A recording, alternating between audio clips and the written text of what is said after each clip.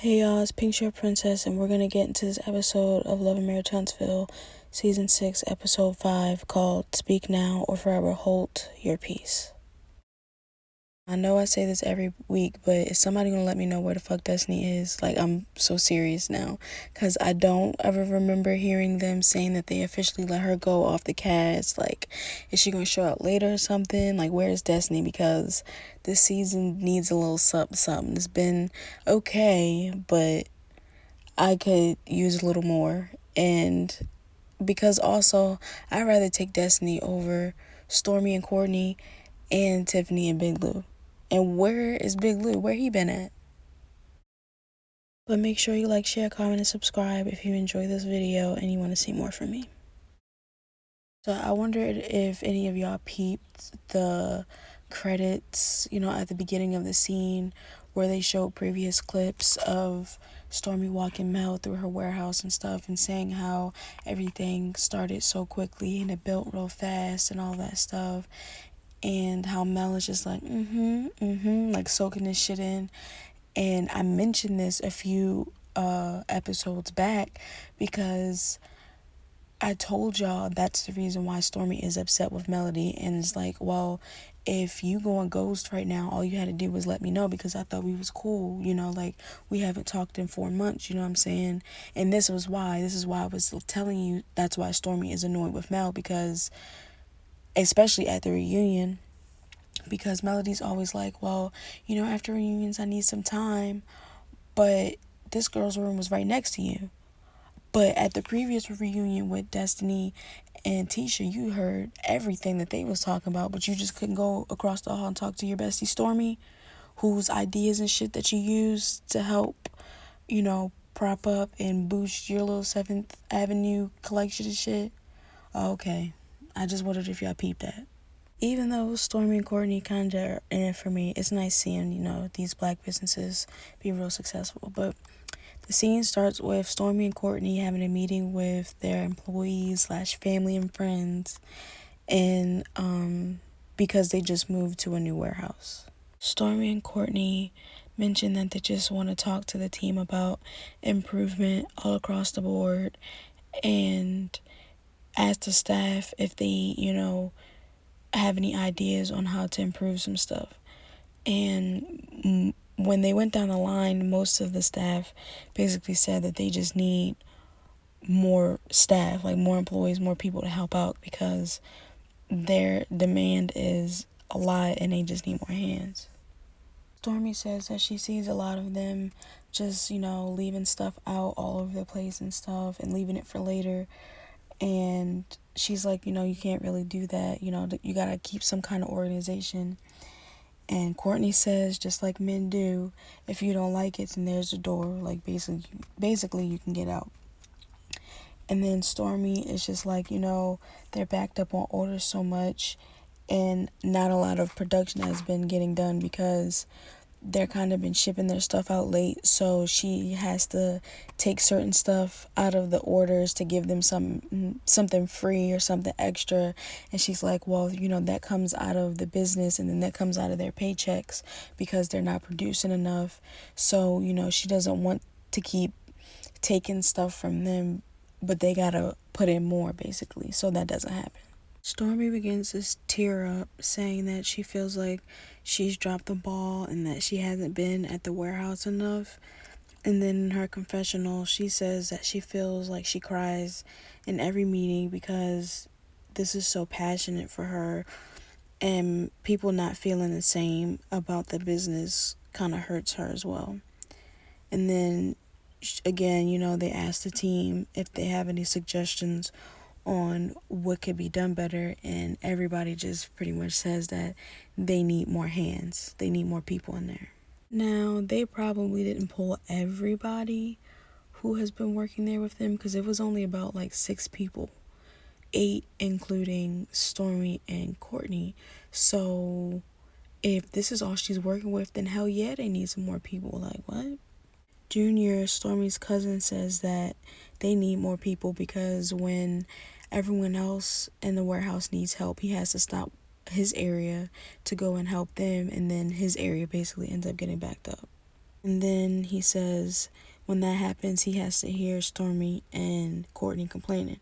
And then Stormy says that she feels like that they just aren't doing enough, and that a lot of the time that they're on their phone, and that it's a lot of two people doing a one-person job. Now, Stormy, if you got these 4 to 6 people running that entire warehouse and your business has been booming from the very beginning, of course you're going to have a lot of two people doing a one-person job. You got a lot of shit going on in there. But Stormy, I agree with the staff, the family and friends discount. Y'all need some more people in that bitch.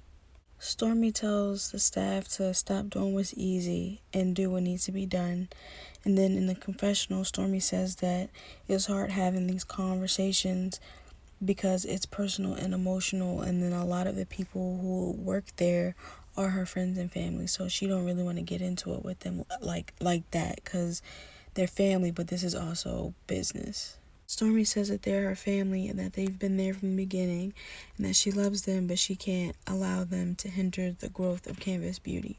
And I agree, but if you have all of this demand for your product and not enough people putting it out, that is on you. It don't matter if it's family or friends or somebody from the outside. You need more people in there. That's just what it is. And I'm starting to get that Courtney's ass is just cheap and he don't want to pay nobody else.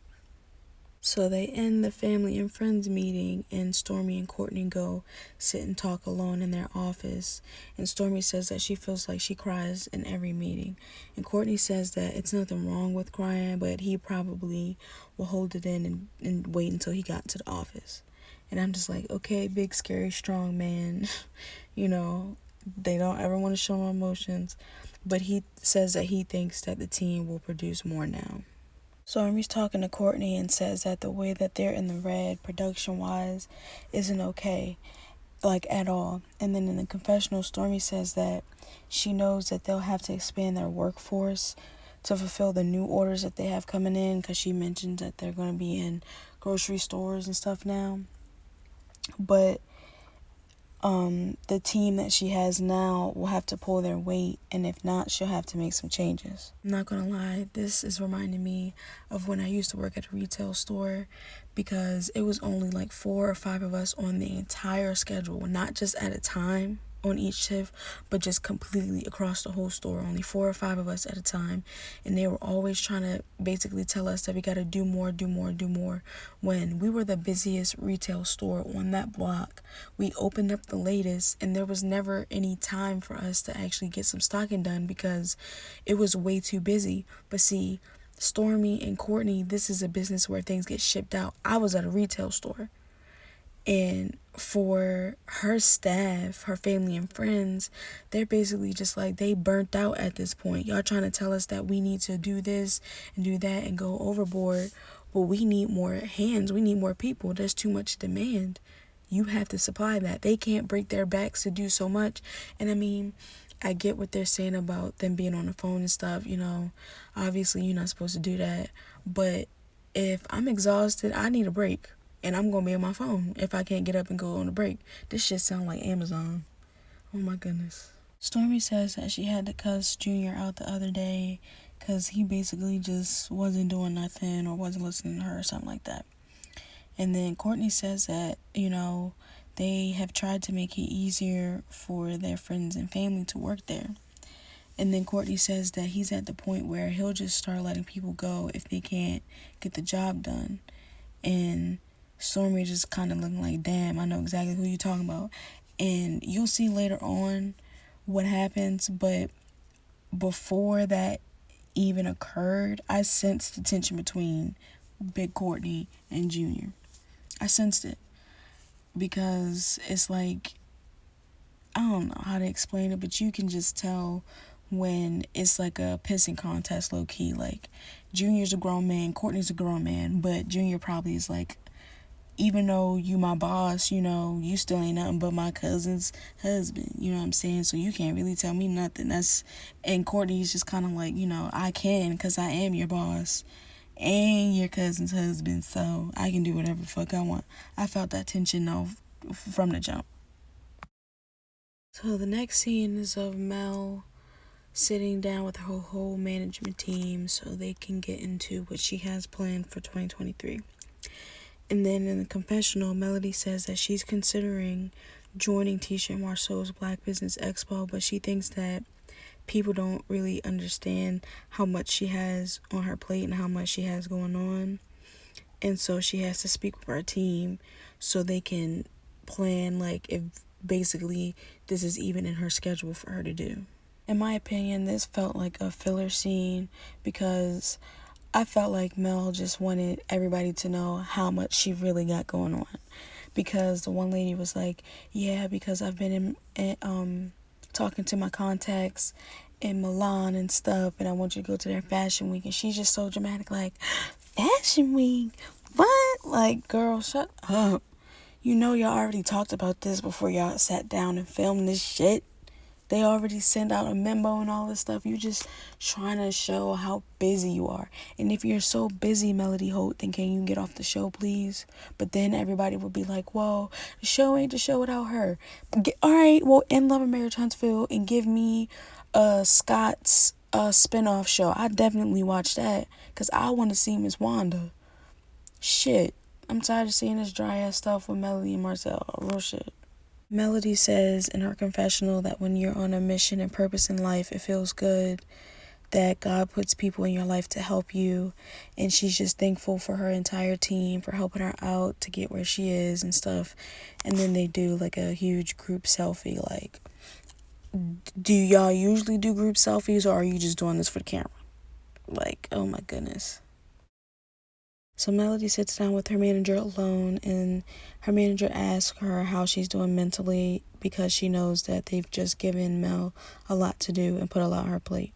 And Melody says that it does feel like a lot sometimes and that she's basically been going through a life crisis. But because she can't spit her words out, and she basically is just like, yeah, because you've been through a divorce. And I'm just kind of like, who says that this lady wanted to mention that or talk about that shit right now? You just want to talk to some divorced women. Talk to divorced women then, Melody, but don't do it on TV just so you can have a reason to talk about Martell. At this point, it feels like she's just trying to have any reason to talk about this man. She don't want to see him. She don't want to be around him. But at this point, you're going to have to film with him, do something, even though you're trying so hard not to when you get in front of these cameras. And even Martell later on in the episode says, like, he feels like Melody doesn't want people to see that she's been co-parenting with him and actually compromising and being decent. And I honestly believe that. She wants to give off this persona that she's still so hurt and that he's just such a bad guy, which he is. But damn, girl, like, it's not gonna take forever to get over it, but you really just put this lady shit out there like that. Like, we had no idea that she has been married before until you said that. Did you ask her it was okay to mention her divorce? Like, I just feel like she'd be doing that so she can have a reason to talk about Martell. Her manager says that, yeah, you know, she went through a very difficult divorce and it wasn't easy, but you have to keep up with your mental health checks. And then Melody says, yeah, you know, that's true. And then she mentions her children and how their lives have been interrupted and that they're used to life being a certain way. So she's trying to keep that normalcy as much as she can. And then kind of, in my opinion, she was kind of bragging about like the vacation and stuff because Martell's broke ass can't do shit. And that basically Melody wants to keep the vacations and the fun stuff going like they were doing basically when the kids had their mom and dad in the house. In the confessional, Mel basically repeats verbatim what she told her manager about wanting to keep normalcy for the kids. And then she mentions how she's throwing Mariah and Malia a joint skating party because their birthdays are a week apart. And then she's looking forward to them having fun and being surrounded by people who care about them. And then Mel basically says that she has to do things that are best for her and her kids, and not everybody fits in with that, i.e. Martell Holt. Now, I understand what she means about not everybody fits into that, but this is about her kids keeping normalcy. And if she keeps, you know, not trying to at least be in the same area with Martell for the sake of her kids, then she's only doing all of this for herself. Like, for me, I feel like Melody is just trying to prove more of a point to herself that she can do all of this stuff for her kids without Martell, period. Which we already knew because she is the brains of the operation, for real, for real. But then, this is just a go back to Melody's whole staff.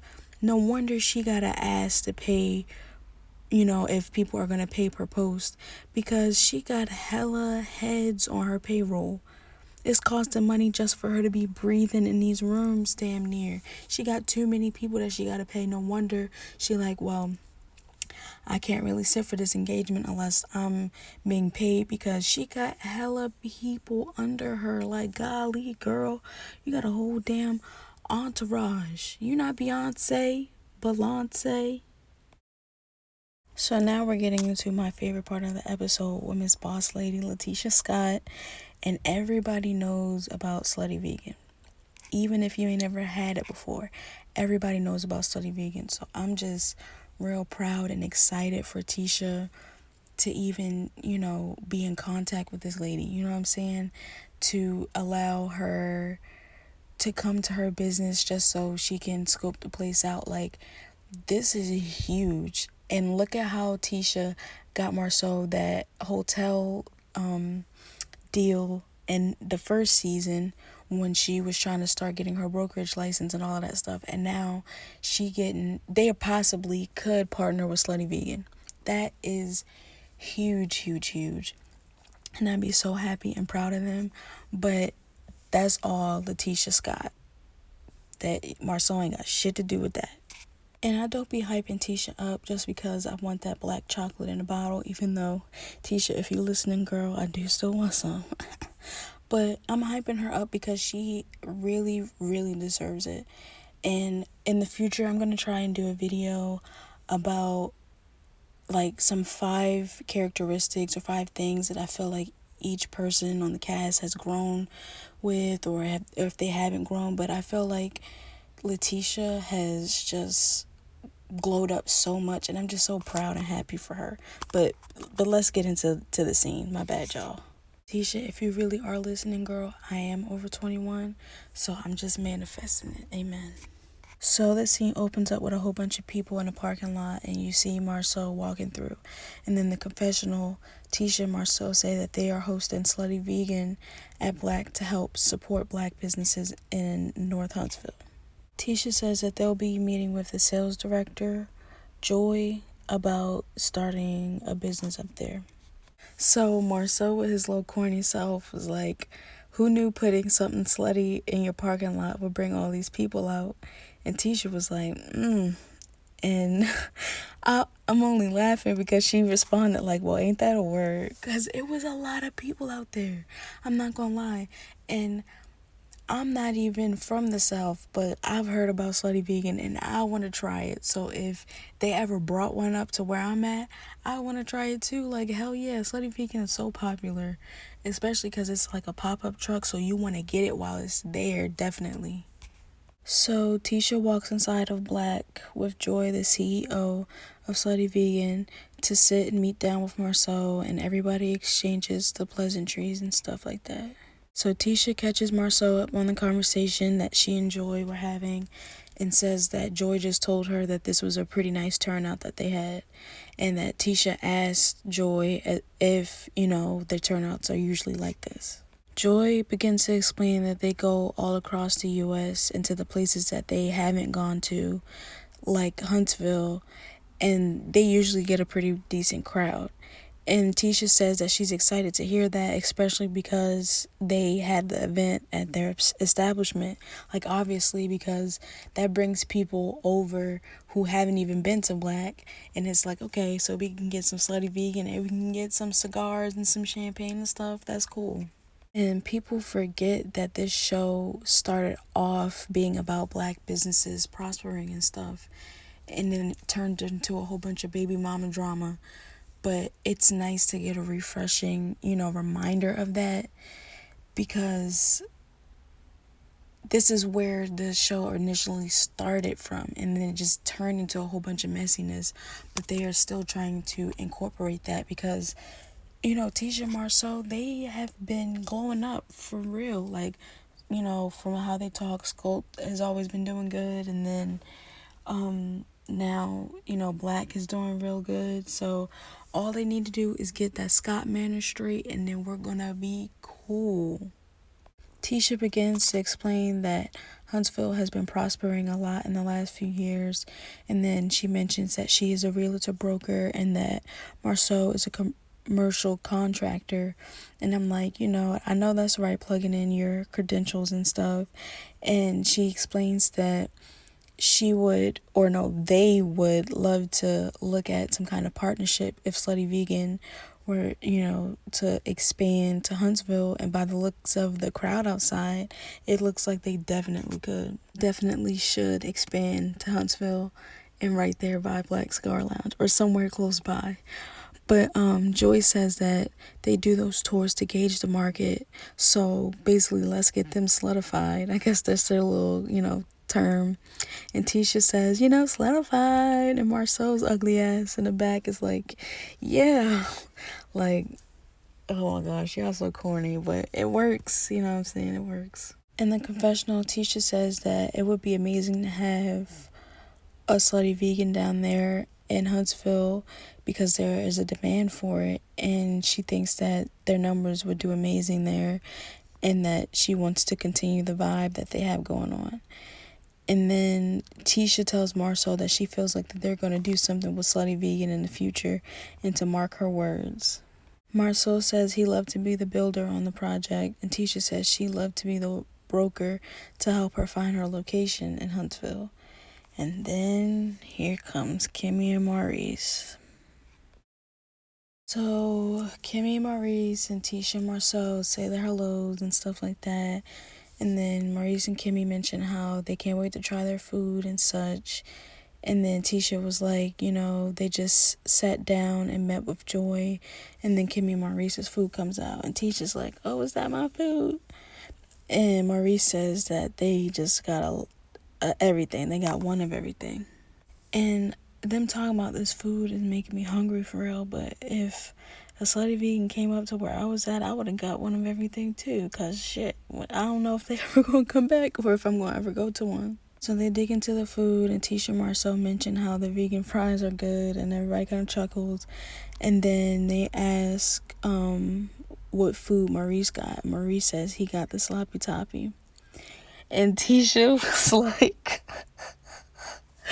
of course he likes sloppy toppy.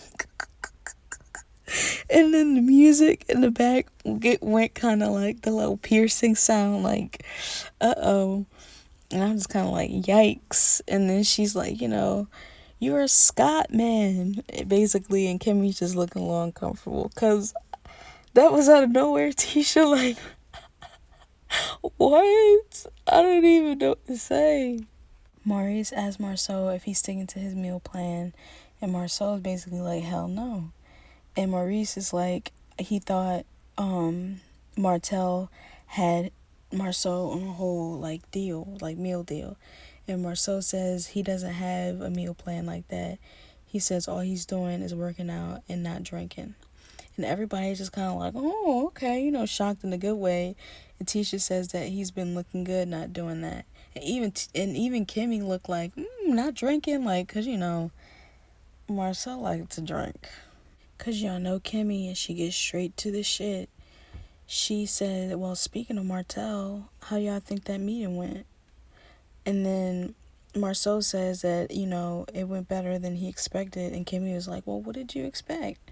And Marceau said he expected a comeback group meeting, basically. And you know what? So did I, because these 6 people cannot sit down and be cordial for nothing. But maybe they all grew up, because that meeting was a core 6 meeting. It was not a comeback. Don't call it a comeback. Maurice is saying that Marceau basically thought that the meeting would be much longer and that they wouldn't have gotten anything done. And TISHA says that they basically just got straight to the point, and Marceau says that he expected yelling and stuff.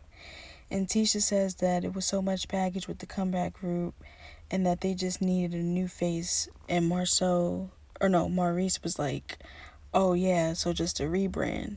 Kimmy says that the comeback group is basically just under new management and that nothing is different, and everybody just kind of laughs, haha, kiki, but Kimmy is being dead ass. And then Maurice says that what's different is that they all now have experience. But then Maurice says that he's worried about their counterparts and how they'll work together, i.e. Melody and Martell, because they are collectively still going through some shit, i.e. the custody battle. TISHA says, well, let's just focus on the business side of things when it comes to the Holts, because that's the only thing that she really wants to work on, the business aspect of things, and to just allow Melody Martell to deal with the personal. And then TISHA asks Kimmy and Maurice what they think and if they want to be involved with the Black Business Expo. And Kimmy says that that's why she asked whose event it is, and then they show the flashback to the Core 6 meeting. We done went from the comeback group to the Core 6. I wish they would get it together. But TISHA says that they're just planning right now and just want to hear feedback. So you know how when the producers want to be messy and show you something like messy that the cast member said, so they put the captions up. Marceau says that they're kind of being sneaky about, everyone's involvement in the Black Expo. And then Kimmy says that it comes across as if the event is just TISHA and Marceau's. And then Marceau finishes her sentence and says that, we're using you guys, basically. And Maurice says that that's exactly what it seems like. In the confessional, TISHA says that she expected a backlash from the entire group, but not really from Kimmy and Maurice. And then Marceau says that, Kimmy and Maurice are kind of starting to sound like Holt, but he hesitated a little bit. And then TISHA agrees. And then TISHA says that, she needs him to be Team Scott. And it just made me think about all them episodes they, spent time on of TISHA and Kimmy getting into it, because TISHA felt like Kimmy was too buddy-buddy with Melody. Like, Lord have mercy, I cannot go through that again. Marceau says that maybe they got hit by a Holt and that they're starting to change into one. And then TISHA says that maybe Kimmy has been around Mel too much and that she got to get back into this group. And then Marceau's that maybe Maurice and Martell have been a little too chummy. And I can't really say that I feel like Maurice and Kimmy are acting like Holts. All it is that their time is precious. Everybody's time is precious, but, TISHA and Marceau can't really expect people to want to volunteer their time just for free, because, not everybody wants to do that or is able to do that. Melody, she got hella people that she got to pay just for standing around for shit.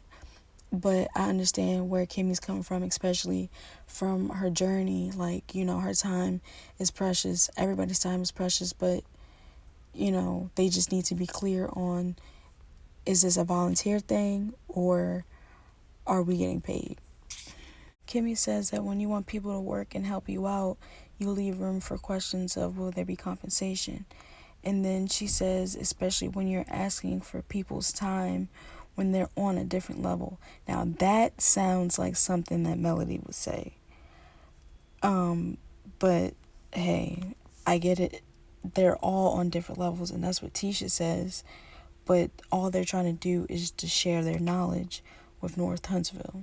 Kimmy is basically just saying that people want to be reimbursed for their time.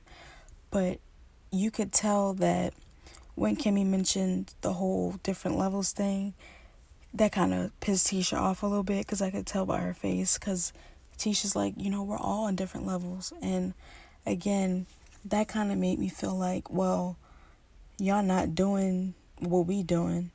But what exactly are Kimmy and Maurice doing? Oh, okay.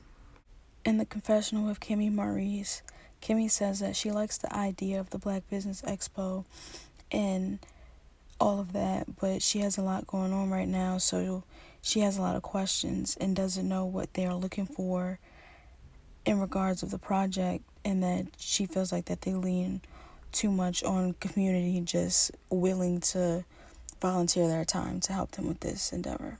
And Kimmy also feels like that they rely on community too much just so they don't have to answer the questions and like basically kick the ball down later in order to answer the real questions. Are they getting paid or not? Maurice says that he thinks that they have hard decisions to make about payment. And Maurice says that it's very simple. And Maurice says, well, what is it? And Marceau says that he isn't paying anyone. And TISHA says that, that they just really have to decide if they want this to be a group event or if they want to do the event on their own. And Kimmy says that, don't get her wrong. She wants to be a part of it. She just wants to be very clear on what is going on because her time is valuable. And then Maurice is like, all of our time is valuable. And then they end the scene. You could just tell TISHA was getting very annoyed. Like, okay. Y'all feel like, first y'all saying y'all feel like y'all on a different level. And now you basically saying that your time is more precious than everybody else's. I don't know. They gonna have to make this whole Black Business Expo thing the highlight of the season, the event of the season. So it's probably gonna happen either before they go on break or before the reunion or something like that. So we're gonna see. They're gonna be there and it's gonna be some mess.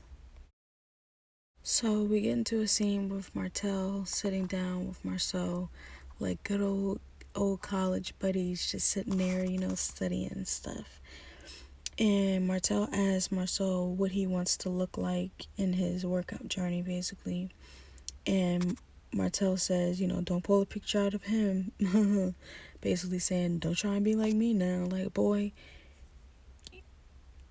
please, just don't. So Marceau pulls out his phone and finds a picture, and Martell thinks that it looks like Morris Chestnut. But then Martell realizes that it's not, and Marceau says that that's an older picture of himself. And Martell says, well, it basically still looks like him. And Marceau says that it's him, it'll take him about 4 months to get his weight to where he wants it to be. And then Martell says that, okay, it'll be same for him in regards to the studying. In the confessional, Martell admits that he still hasn't passed his builder's license test. So Marceau is going to help him study, and in return, Martell is going to help Marceau work out and, I quote, to become a little more attractive person, end quote. Now, I like the bartering that they have going on here, and I guess it's an even exchange, but don't think we didn't catch that shade. Martelliana. Marceau kind of throws his own little shade and says that he found this good study guide online that, people be paying thousands of dollars for in classes that Martell basically could have done, but here we are now. And then Martell asks Marceau how he felt about the Core 6 meeting. And then Marceau was kind of like, Core 6. And then Martell says that TISHA and Marceau made it clear, don't call it a comeback group, basically. And Martell says that it was refreshing, though, because he's tired of hearing about the comeback. Me, you, and everybody else, sir. Martell says that he likes the idea and the concept and that he thinks the meeting went well. And then Marceau says that he hopes that everyone can work together. And when he says that, he's looking at Martell basically talking about him and Melody. In my opinion, that's what I thought. Because what he says later on was kind of confusing. But then Martell says that he thinks that everybody can, work together and be professional in their own right and, grow out of being stagnant. And then Marceau says that what's great is that it isn't anything that they need to work on together. It's more of a coalition of the willing. Like, if you want to, you can. If you don't want to, you don't have to. But him and TISHA basically going to get this shit done. So Martell changes the subject and asks Marceau, when did TISHA and Mel start to get cool again? And Marceau says in a weird way, I don't know, man. When they started hugging and shit, I don't know. And I feel like Martell only asked because when they were at the Core 6 meeting and TISHA asked Mel, where you going after this? You going on a date? And Melody was being all fake, talking about something. Oh, it's just called Happy. You could see Martell's face trying to listen to what they were saying. Basically, like, oh yeah, she going on a date. Well, would y'all be so cool to start talking about this shit, basically? And then Martell, like a dummy, asked, is it real? Like, no, Martell, it is not real. And you know that. I know that. Everybody know that. And then Marceau says that he thinks that TISHA and Mel have just both decided to move on. And then Martell says that he's surprised because usually TISHA and Mel are always like cool and then they fall out and then it's like on and off, on and off. And then Marceau mentions that TISHA got an invite to Malia and Mariah's birthday party. Now, Marceau knew that this was going to set Martell's ass off, bruh. Martell basically says that he's surprised because Mel is inviting people that she said aren't even her friends. And it's because she needs somebody to film with Martell. Come on now. You should know that just as much as she do. And I will keep mentioning it. I really feel like it's because TISHA set Melody and Kiki's ass straight with that puppet shit. And Melody is just like, alright now.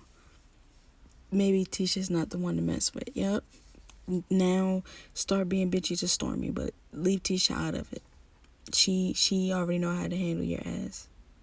And then Martell gets into when Mel took the kids from him for 56 days and didn't get to call or see his daughters on their birthday and all that stuff. And then that just made me think, as much as earlier in the episode Melody was trying to play like she wants to keep the normalcy of having a 2-parent household for her kids, she is kind of like not,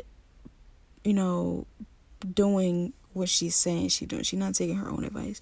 And like I said, I know she don't want to be around this man who's hurt her so much, but when people break up, they dangle the kids as a carrot in your face to hurt you, because it's like, well, you can't really hurt me no more, so I'm going to do something that I know can hurt you. As shitty of a husband and a friend sometimes that Martell is, just as much as Melody is, Martell loves them kids. And Mel was just trying to, be spiteful. Martell says, like, what's the big deal of celebrating his daughters on their birthday, and says that Mariah has been emailing him saying that she wants him to come to the party and that Mel said that he could. And people are probably not going to understand why Martell is so adamant about the day. Is because, when a certain person will have control of days and holidays when you're no longer together, when you're used to being together for so long every year, it's like those days actually mean so much more because you don't have them anymore. He didn't appreciate those days when they were all together at the house now. So now that got taken from him, he's like, this is all I need, this is all I'm asking for. Should have thought about that, boy.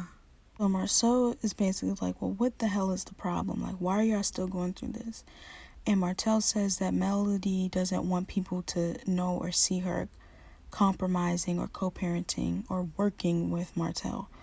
Or she wants people to see her being nice. She don't want people to see that. And I'm like, yeah, them Scorpios love being mean just because, they feel like that'll keep them with the upper hand. Martell says that he doesn't have a problem with Melody calling his kids when they're with him. And you notice that both he and Melody's refer to the kids as their children, not our children, because they're no longer together. So they feel like, well, they're my kids, when they're both of their children. It's just sad. Divorce is so sad and messy. Marceau says that he can't give Martell any advice and that he'll have to talk to Maurice because he can't imagine he and TISHA going through that kind of stuff, like telling your kids that he don't want them to see their mom and all that stuff. And I'm just thinking, keep treating her how you are and you will see that soon enough. Besides, you wouldn't have kids anyway. You wouldn't know what to do with them, Marceau. You didn't even know MJ had a peanut allergy, Marceau. Like, come on now. Martell says that he wants to see his kids on every special day, like holidays and stuff, but Melody will always say, nah, maybe next week, or wait or something. And he says, but he doesn't feel that way towards her. He wouldn't do that to her. And Marceau says that, his heart goes out to Martell because it's all about the kids. And then in the confessional, Martell says that anything involving the kids, Mel should extend an invite because it's not about he and Melody being together. It's about just showing up for the kids. And it's seeming like, to me, Martell is really regretting not spending the time he should have with his kids while he was over there making another one with Ariane. He's like regretting this, so now that he doesn't get the time that he wants to, he's just kind of scratching at the bit. But it's just like, sir, you did this. You can't be mad that Mel don't want to give you what you want because you didn't give her what she needed. Thank you. Oh, and not just one baby with Ariane, but multiple. But that's besides the point. But then Martell says in the confessional that he would extend the same invite to Melody because they're just doing it for the kids, And remember when he brought the kids over to Mel's little concert thing where she was hosting that thing, like, that was more for him so he could see Mel, and she know that, and he gives that off, and he be trying to make it seem like it's for the kids, but we already know what's up, really. But then he says, he wishes that things were the same as it always been. And then it sounded like he said something in Gullah Geechee at the end of that, because I did not understand nothing. So now we're back to Stormy and Courtney, and they're both just waiting for Junior to walk in so they can fire his ass.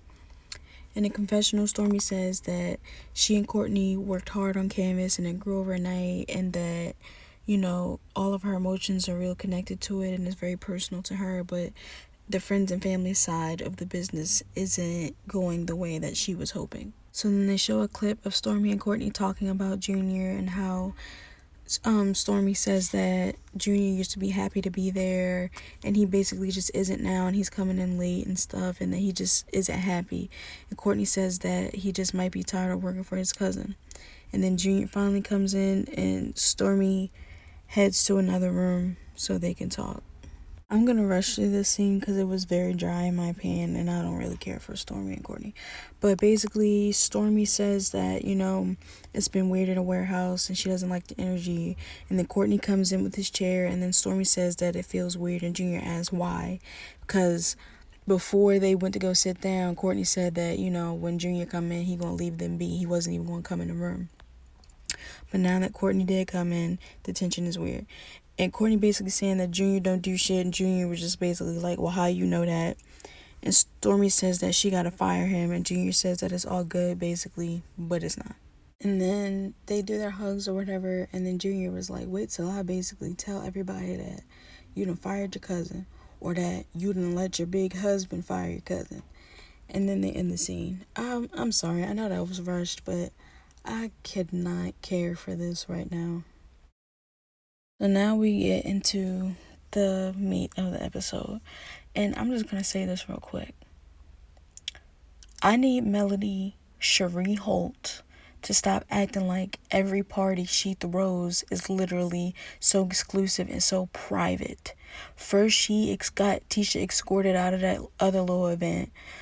And now she basically is telling the father of her children that he can't come to the damn bowling and skating rink. Like, I really wish she would just stop acting so fucking bougie. But then when Kimmy and TISHA called her bougie, she got mad and told him to get out of her house. Like, girl, just, you so irky. In the confessional, Melody says that it's Malia and Mariah's birthday, and that, she wanted it to be fun, and that they wanted to have it at the skating rink, and that Melody wanted to keep the invite list as short as possible with just family and friends and invite only, for the least amount of drama as possible, and hopefully that today is good and fun and no bad vibes. As Melody is greeting her aunt, Martell walks in, and it just all goes to hell from there. Melody sees him in her little phony voice. She's like, hey, Martell, let's step outside real quick. Can we talk? And then as she's walking outside, Melody tells the producers that they're not doing cameras. Like, no, Miss Girl, I want to know what's going on here. This is your life. It's not going to be all zen and perfect. I want to see the drama. That's what we tune in for, right? In the confessional, Martell says that he walked into the rink and he saw Melody at the desk, and Melody saw him and asked him to talk. And in the confessional, he just looked like so annoyed. And then he says that, okay, what's up? They'll talk. And then he says that what's going through his mind at that time is like, what the hell she want? It gotta be some bullshit. And he said that, he just knew it was just gonna be some bullshit. And Mel says she gets straight to the point. She didn't tell them that he could come. And she says that, she's throwing this party for her daughter and that he can throw one for his. Like, they don't share the same 3 daughters. Okay, all right. In my opinion, Mel got a little aggressive for me, but a lot of that was a bunch of, you can have them later on today, like it'll still be her birthday type shit. And Martell's like, he don't care, this is his daughter's birthday and he wants to be there. And Melody says that, she threw a party for their daughters, and has Martell thrown a single party since she left them? Like, girl, we know you left him. He know you left him. Do you know you left him? Golly. Mel just keeps saying that this is a private event and all of that, and that she didn't invite him, and Martell says, why would she do that? And then he tells Melody to have him removed because he's not going to leave. And then the confessional, Mel says that she's trying not to cause a scene and she's trying to keep temperatures down. And then they show Miss Van getting in the middle of this shit.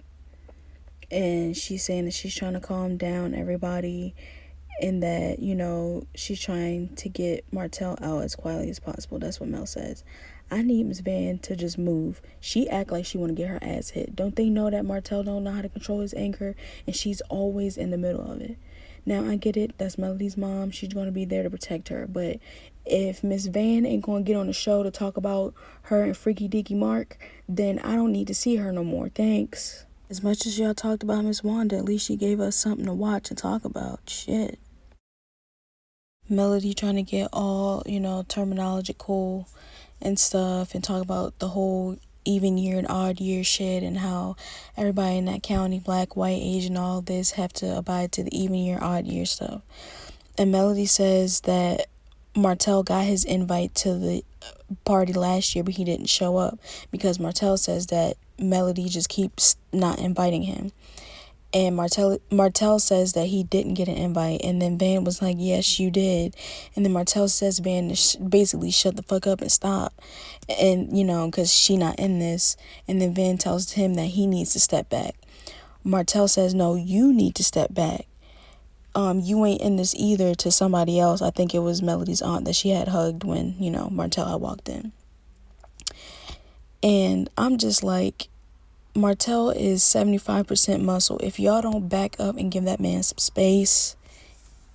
Melody says, don't make me call the cops on you to escort you out. And Martell says, go ahead, I don't give a fuck, basically, and then walks back inside to go say bye to his kids. And then in the confessional, Martell says that Melody is always talking about calling police on him. But the only thing is that it's always worked in his favor because, nothing ever really happened to him when she would do that. But it tells a lot about how she's trying to hurt him in any way she can. And if they were co-parenting effectively, then she wouldn't have said what she said, which I agree.